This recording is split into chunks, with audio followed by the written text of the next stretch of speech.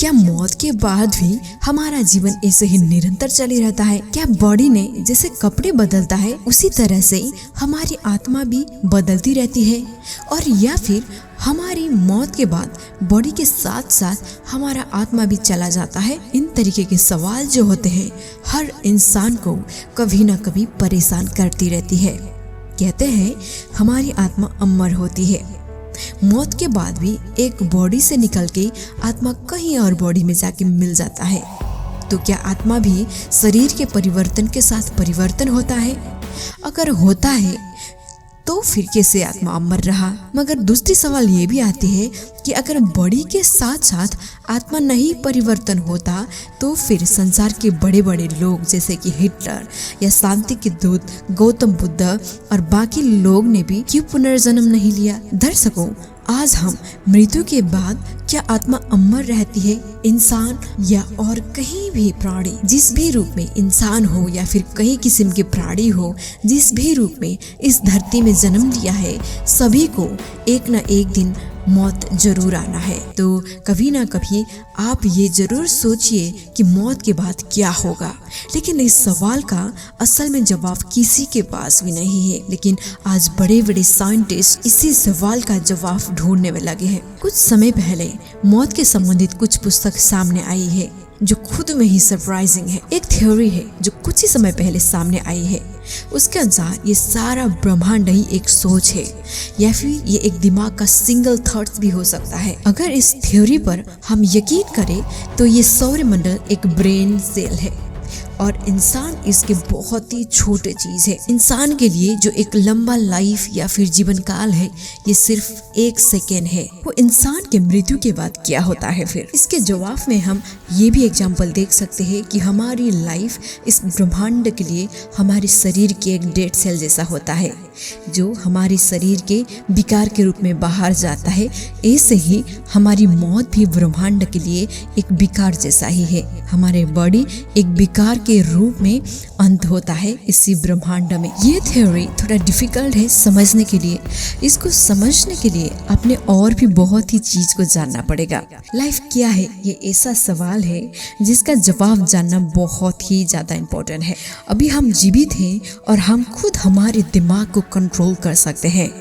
Biologist ने आज तक फाइंड नहीं किया है कि इतनी सारी चीजें ये एक दिमाग ने सही तरीके से कैसे कर रहा है। हमारी हमेशा कॉन्शियस रहना और अच्छी तरीके से काम करना एक ह्यूमन बॉडी का नेचर होता है। लेकिन ये कहाँ से आता है और कहाँ चला जाता है किसी को पता नहीं है। और थ्योरी के मुताबिक चेतना ब्रेन सेल में होने वाले सूक्ष्म एक्टिविटीज से आता है। लेकिन उस ब्रेन सेल ने इसका निर्माण नहीं करता है। ये सिर्फ एक माध्यम है। इस थ्योरी के मुताबिक इस ब्रह्मांड को हम चेतना के सोर्स के रूप में ले सकते हैं। इंसान में जो चेतना होता है वो उस सोर्स से ही आता है और जब हमारी मौत होती है उसके बाद उसी ब्रह्मांड में चला जाता है। ब्रह्मांड में होने वाले सभी चीजें एक दूसरे से जुड़े हुए हैं। अगर यूनिवर्स की कॉन्शियसनेस को समुद्र और इंसान की वेव माना जाए तो ये भले कुछ टाइम के लिए जमीन पर आएगा लेकिन बाद में घुर के वही समुद्र में ही जाके मिलता है। इससे हम ये कंक्लूजन निकाल सकते हैं कि हमारी मौत के बाद जो हमारी कॉन्शियसनेस होती है वो वापस ब्रह्मांड में ही रिटर्न होती है, जहाँ पर वो हमेशा के लिए भी रुक सकता है या फिर कहीं और बॉडी में जाके भी मिल सकता है। पुनर्जन्म के कंसेप्ट जो है उसके अनुसार हमारी आत्मा जो होती है वो एक नई बॉडी में जाके मिलती है जिससे हमारी नई जन्म हो सकती है। ये थ्योरी एशिया के बहुत सी जगह में फेमस है। जिन वक्त में इस थ्योरी का जन्म हुआ था उस समय इंसान को ब्रह्मांड में होने वाले डिफिकल्ट और बाकी चीजों के बारे में कुछ ज्ञान नहीं था। इसलिए हमारी पुरखा पुनर्जन्म पर यकीन करते हैं।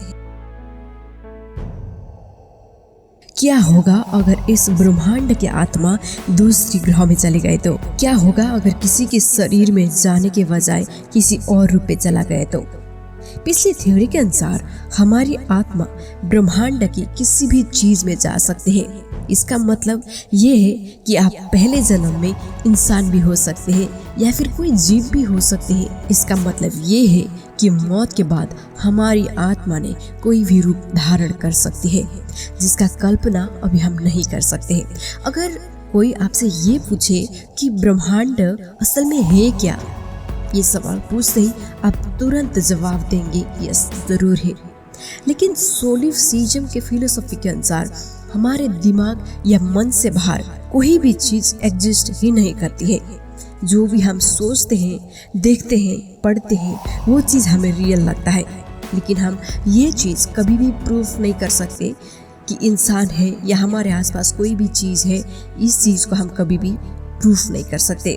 इसको हम एक वीडियो गेम से ही कंपेयर कर सकते हैं, जहाँ पर आप कार ड्राइव कर सकते हैं, डिफरेंट तरीके के वीडियो गेम प्ले कर रहे हैं। जब प्ले कर रहे हैं आपको ये रियल लगता है, लेकिन जब ये ख़त्म होता है तो आप ये गेम की दुनिया से बाहर आते हो तो ये असल में गेम होता है।